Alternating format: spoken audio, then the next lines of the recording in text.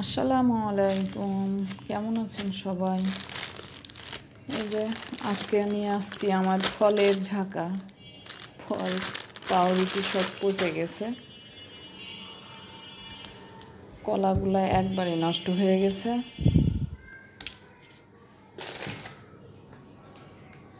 আজকে নতুনভাবে ফলের ঝাঁকা আবার সাজাই। জিনিসপত্রের যে দাম বেড়ে গেছে তাতে কিছু কেনার মতো অবস্থা নাই, তারপরও প্রয়োজনীয় জিনিসগুলো কিনতে হয়। কাঠবাদাম, কাজু বাদাম প্রচণ্ড দাম। অল্প করে নিয়ে আসছি যেন কিছুদিন পর আবার কিনবো।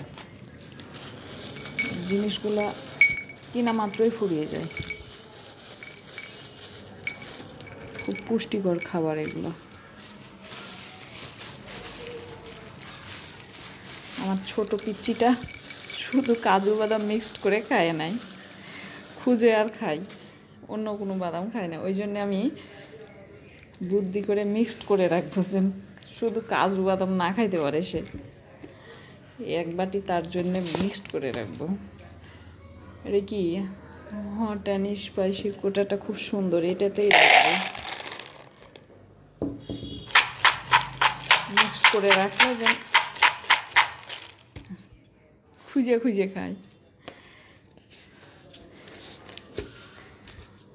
আজকে এই পর্যন্তই, আল্লাহ হাফেজ।